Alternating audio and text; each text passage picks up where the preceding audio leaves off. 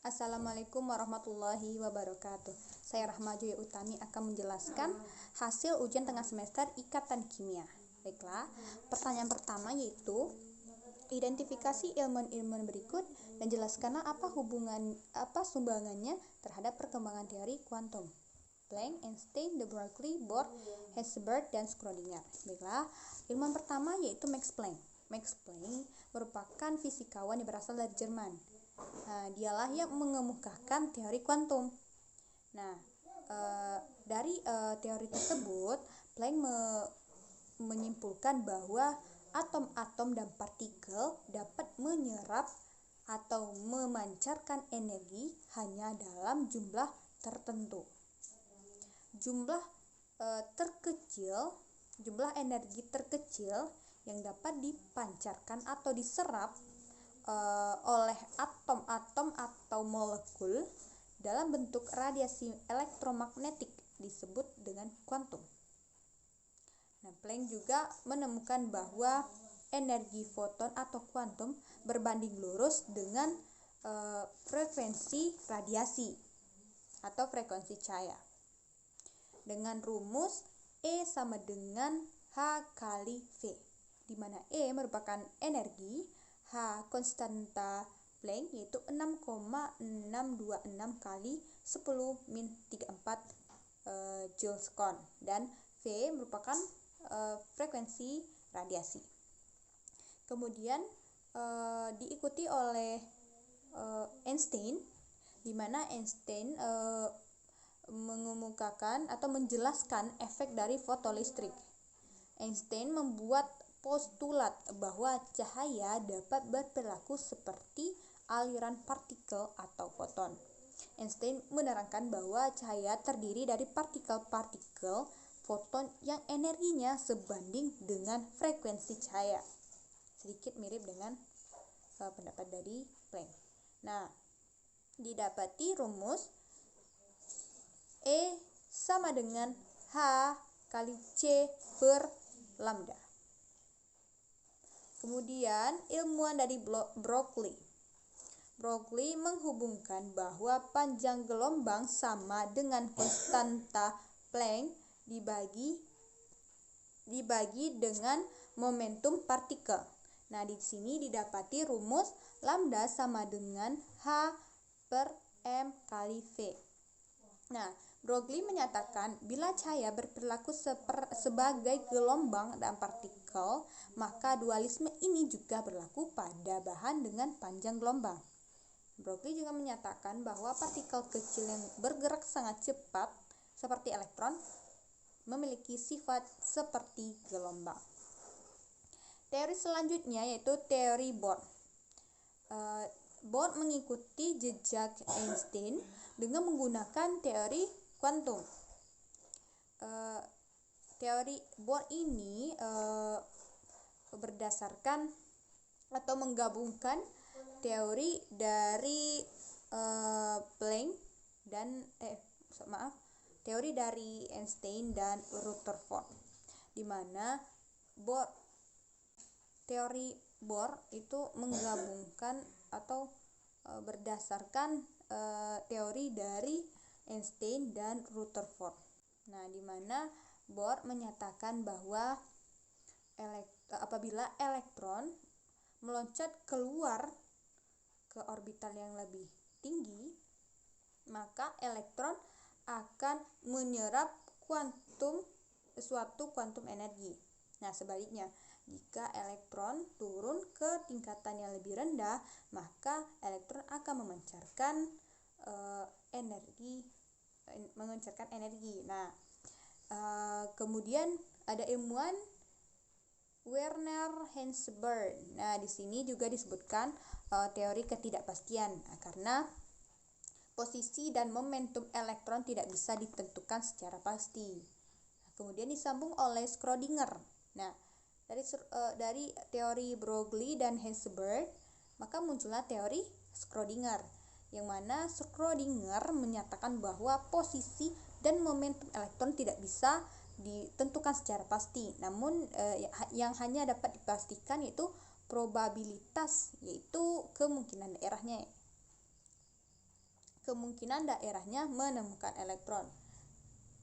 Daerah dengan probabilitas menemukan elektron terbesar disebut dengan orbital. Jadi, itulah yang disebut dengan orbital. Baiklah, nomor 2 yaitu hitunglah panjang gelombang de Broglie dari yang berikut. Baiklah, berdasarkan soal, diketahui sebuah elektron yang bergerak dengan kelajuan 1 kali 10 pangkat 3 meter per sekon. Nah, pertama diketahui bahwa nilai dari kelajuan yaitu V yaitu 1 kali 10 pangkat 3 meter per sekon. Kemudian seperti yang kita ketahui, konstanta dari H atau konstanta Planck itu bernilai 6,626 kali 10 pangkat min 34 Joule sekon. Kemudian massa dari elektron yaitu 9 kali 10 pangkat min 31 kg. Nah, ditanya yaitu panjang gelombang atau lambda. Jawab. Nah, rumus dari lambda yaitu H per M kali V. Masukkan nilainya 626 kali 10 pangkat min 34 Joule sekon per 9 kali 10 pangkat min 31 kg kali 1 kali 10 pangkat 3 meter per sekon. Nah, didapati 6,626 kali 10 pangkat min 34 Joule sekon dikali per 9 kali 10 pangkat min 28. Nah, kemudian didapati hasilnya 0,735 kali 10 pangkat min 6. Untuk mengubahnya ke Armstrong kita jadikan 735 per 10 pangkat 10. Maka didapati 735 Armstrong. Nah, untuk yang rumus kedua atau soal yang kedua, diketahui sebuah bisbol dengan massa 215 gram dengan kelajuan 65 km per jam. Nah, diketahui massa yaitu 215 gram. Kita ubah menjadi kilogram yaitu 0,215 kg. Nah, untuk frekuensinya kita ubah juga 56 km per jam menjadi meter per jam. Didapati 18,5 meter per sekon. Nah, untuk H ya, konstanta Planck ya seperti biasa 6,626 kali 10 min 34 Joule sekon. Nah, ditanyanya lambda. Kita masukkan ke dalam rumus. Lambda sama dengan H per M kali V. Nah, H 6,26 kali 10 34 JS Joule sekon per massa 0,215 kali 18,05. Nah, didapati hasil 1,7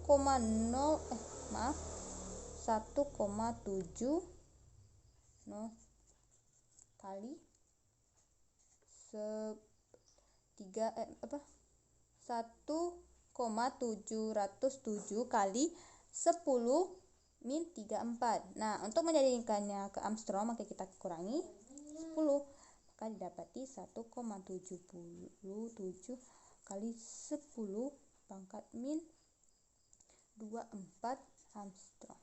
Nah, berdasarkan soal di atas, dapat disimpulkan bahwa rumus dari de Broglie itu lambda sama dengan H per M kali V, di mana lambda merupakan panjang gelombang dengan satuan Armstrong dan H konstanta Planck 6,626 kali 10 pangkat 34 Joule second, dan V merupakan kelajuan dan M merupakan massa.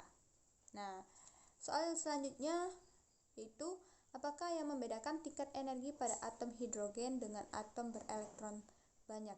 Nah, pada atom hidrogen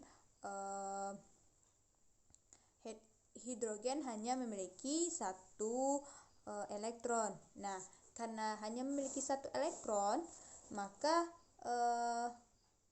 energi elektron hanya bergantung pada bilangan kuantum utamanya N.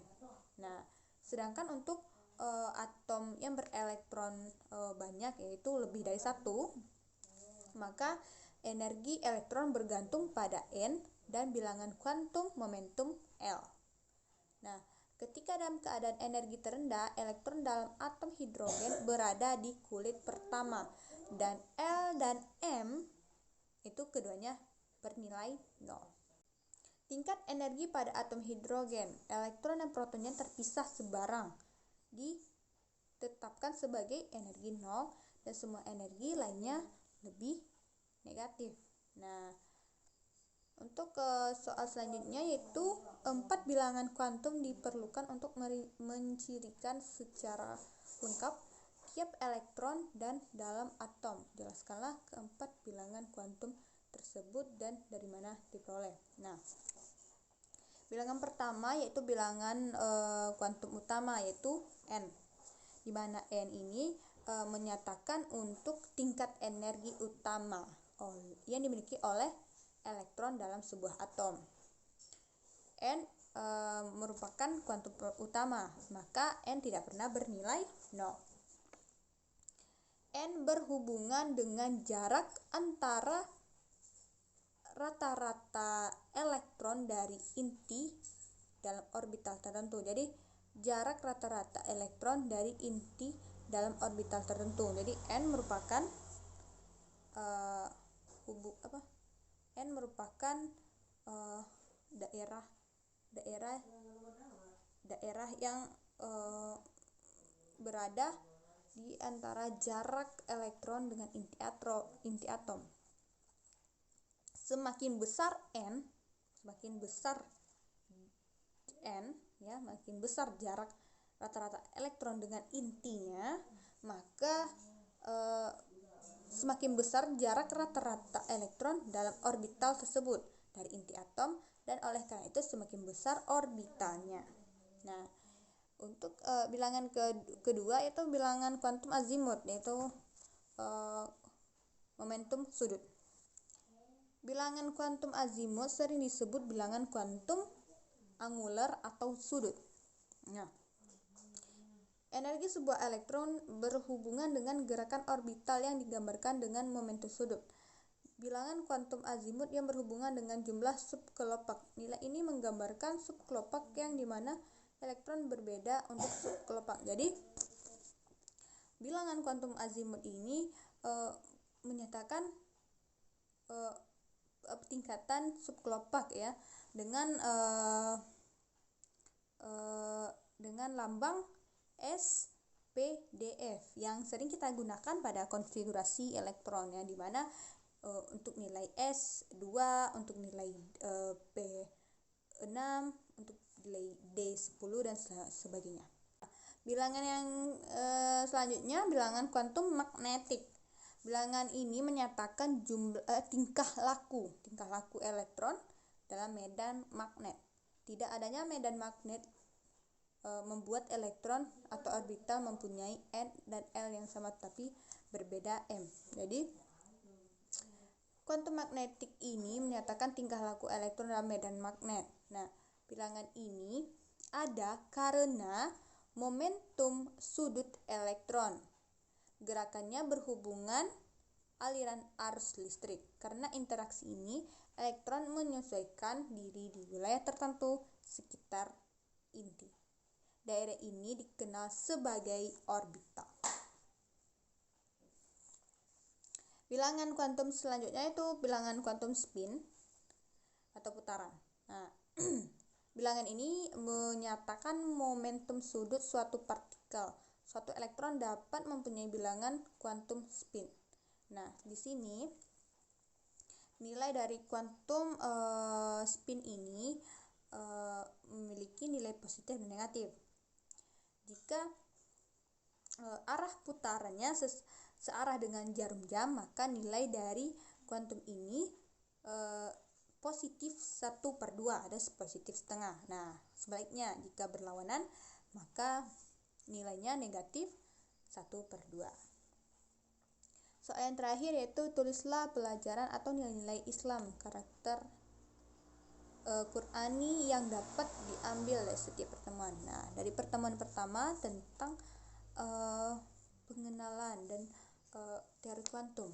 Di sini kita dapat mempelajari bahwa dari keinginan tahuan dan usaha, maka didapatilah suatu hasil di mana Planck dapat mengemukakan teorinya tentang kuantum ya. Kemudian diikuti oleh ilmuwan lain yang juga memiliki rasa keingintahuan yang mendalam sehingga mendapat ilmu-ilmu baru. Kemudian pada pertemuan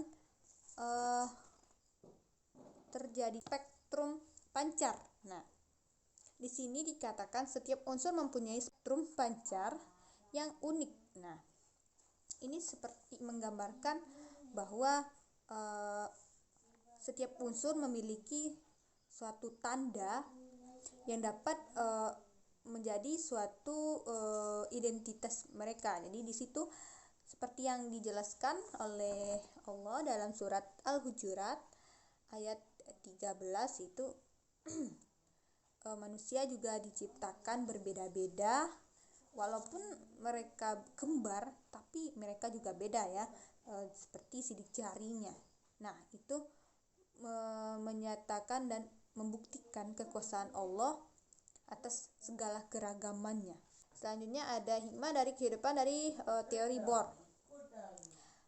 Teori Bohr ini menjelaskan adanya nilai negatif dan positif. Ini juga sesuai dengan surat Asy-Syams ayat 8. Maka Allah ya menghendaki atau mengilhamkan kepada siapa saja suatu jalan kebaikan atau ketakwaan, di mana kejahatan ini bagaikan nilai negatif atau sifat negatif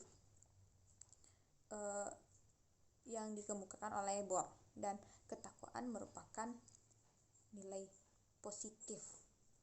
Itu menggambarkan ya bagaimana dari teori Bohr ini yang menyatakan bahwa suatu inti akan dikelilingi oleh muatan positif dan negatif. Seperti itulah manusia ya, dikelilingi oleh kejahatan dan kebaikan gitu. Kemudian ada kita bergerak dalam hidup ini sesuai dengan garis yang telah ditentukan, sesuai dengan pergerakan orbital pada atom. Maka Allah juga menetapkan suatu jalan untuk setiap manusia. Maka kita dapat mengambil hikmah bahwa di sekitar kita ini merupakan kekuasaan Allah yang sebaiknya, yang semestinya menjadi pelajaran untuk kita dan semakin bertakwa kepada Allah. Nah, untuk materi orbit itu dari keberadaan elektron berada di daerah dasar N, orbit paling stabil dan energinya paling rendah. Nah, itu digambarkan bahwa seperti seorang bayi yang masih lemah, yang masih kecil, yang dekat dengan orang tua ya, dengan ibunya dengan energi yang lemah, maka semakin dekat ya, semakin dekat. Nah, kemudian setelah dewasa, manusia akan semakin jauh dari intinya atau dari ibunya. Nah, nilai tersebut juga semakin melemah ya, karena dia telah menjauh dari intinya, dari ibunya. Baiklah, hanya sekian yang dapat saya sampaikan. Sebenarnya masih banyak, tapi hanya itu yang dapat saya sampaikan. Terima kasih. Assalamualaikum warahmatullahi wabarakatuh.